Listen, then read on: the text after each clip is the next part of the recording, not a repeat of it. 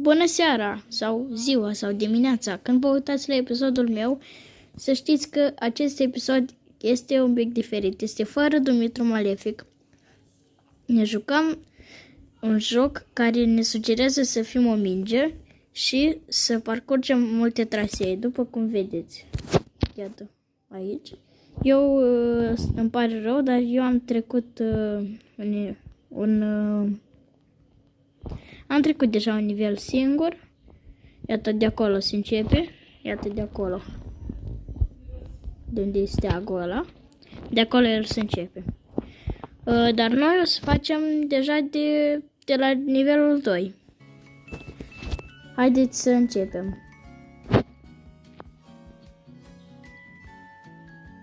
Ui! Nu cred. Deci nu cred că am căzut. Bine, lăsați, nu-i nimic. De data asta promit că nu cădem.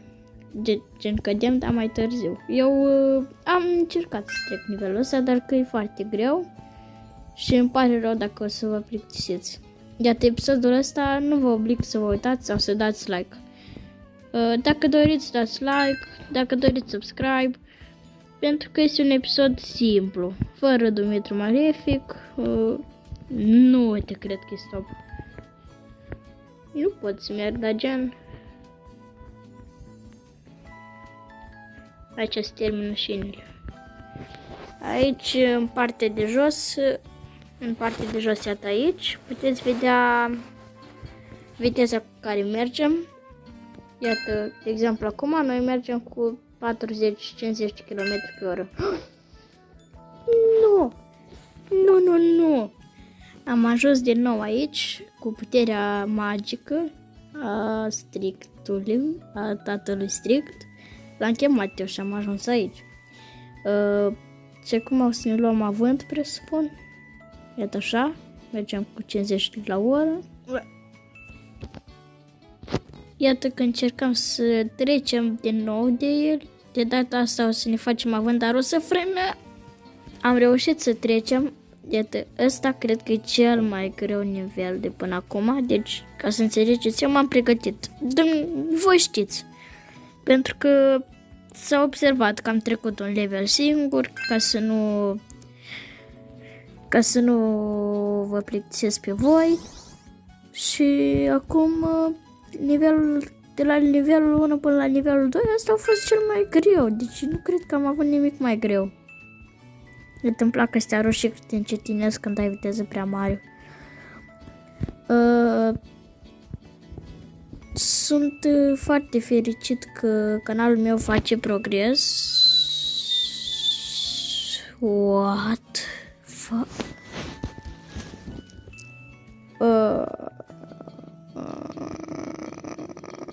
Nu înțeleg ce s-a întâmplat. Ce-i mă ăsta semafor? Trebuie să stau. Ce de bine s-a făcut verde.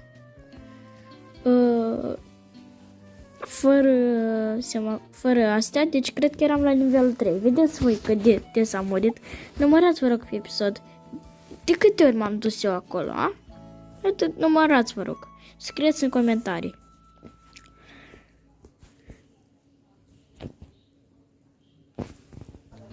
Deci nu pot să cred că am rămas blocat. Ia uitați-vă unde. Deci nu pot să cred. Uitați cum am rămas eu blocat aici. Vă rog, explicați-mi.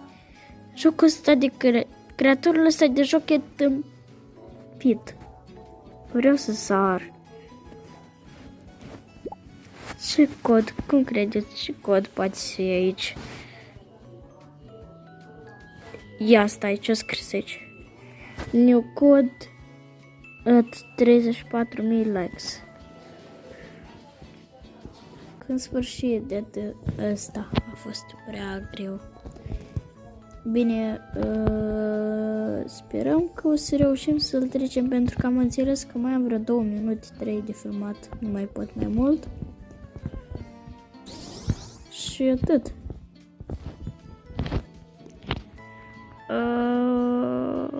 Cred că nu știu dacă o să pot tare mult.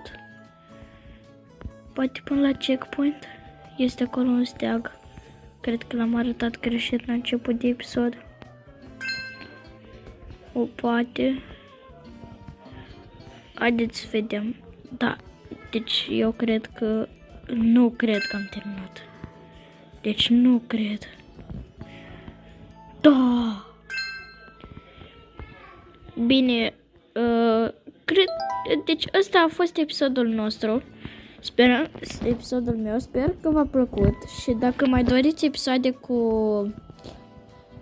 Beable, îmi puteți scrie în comentarii sau puteți apăsa pe butonașul de like. Vă mulțumesc că v-ați uitat la episodul meu. La revedere!